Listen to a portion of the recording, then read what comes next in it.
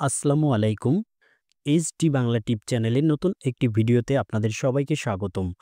আজ আমি দেশের সকল ছাত্রছাত্রী এবং অভিভাবকের জন্য একটি অত্যন্ত খুশির খবর নিয়ে এসেছি। সরকার আবারও শিক্ষার্থীদের মুখের হাসি ফোটাতে চলেছে। আগামী ১২ই আগস্ট থেকে ছাত্রছাত্রীদের উপবৃত্তির টাকা দেওয়া শুরু হচ্ছে। এই টাকা কারা পাবেন, কত টাকা পাবেন এবং টাকা পাওয়ার জন্য কি, কি শর্ত পূরণ করতে হবে, এই সবকিছু বিস্তারিত তথ্য আমি আজকের এই ভিডিওতে সহজভাবে বুঝিয়ে দেব। তাই ভিডিওটি একদম শেষ পর্যন্ত মনোযোগ দিয়ে দেখুন।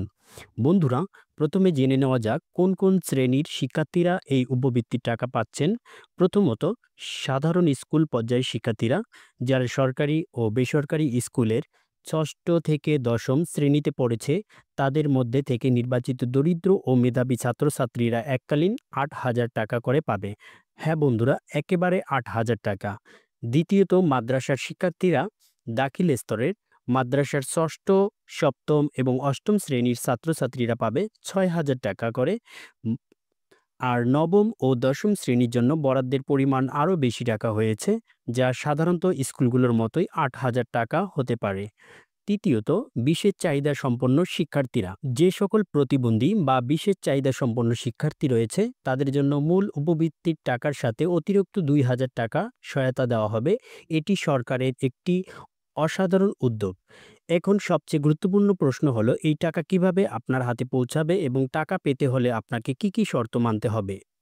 চলুন জেনে নেই। এই উপবৃত্তির টাকা সরাসরি আপনার বা আপনার অভিভাবকের মোবাইল ব্যাংকিং অ্যাকাউন্টে পাঠানো হবে, যেমন নগদ অ্যাকাউন্টে।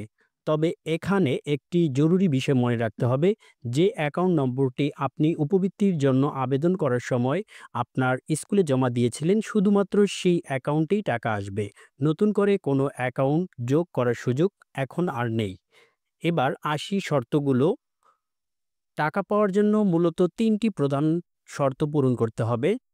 শর্ত নাম্বার ১, আপনার বিদ্যালয়ে কমপক্ষে ৭৫% হাজিরা বা অ্যাটেন্ডেন্স থাকতে হবে। শর্ত নাম্বার ২, আপনাকে অবশ্যই সর্বশেষ পরীক্ষায় পাশ করতে হবে বা উত্তীর্ণ হতে হবে। শর্ত নাম্বার ৩, সরকারি তথ্য সিস্টেমে আপনার জাতীয় পরিচয়পত্র বা এনআইডি বা জন্ম সনদ সঠিকভাবে যুক্ত থাকতে হবে। যারা এই শর্তগুলো পূরণ করেছেন বা যাদের নাম স্কুল থেকে পাঠানো হয়েছে, তারা এই টাকা পাবেন। এখন আপনার মনে প্রশ্ন আসতেই পারে, আপনি টাকা পাচ্ছেন কিনা তা কিভাবে নিশ্চিত হবেন? এর জন্য খুবই সহজ উপায় রয়েছে। আগামী ১১ই আগস্ট রাত থেকেই টাকা পাঠানোর প্রক্রিয়া শুরু হয়ে যাবে। টাকা পাঠানোর সাথে সাথেই আপনার দেওয়া মোবাইল নম্বরে একটি এসএমএস চলে আসবে।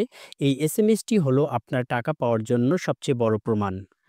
এছাড়া আপনার বিদ্যালয় বা মাদ্রাসার নোটিশ বোর্ডে উপবৃত্তি প্রাপ্ত ছাত্রছাত্রীদের তালিকা প্রকাশ করা হতে পারে। আপনি সেখান থেকেও আপনার নাম চেক করে দেখতে পারেন। তো বন্ধুরা, আশা করি উপবৃত্তি নিয়ে আপনাদের সমস্ত প্রশ্নের উত্তর পরিষ্কারভাবে দিতে পেরেছি।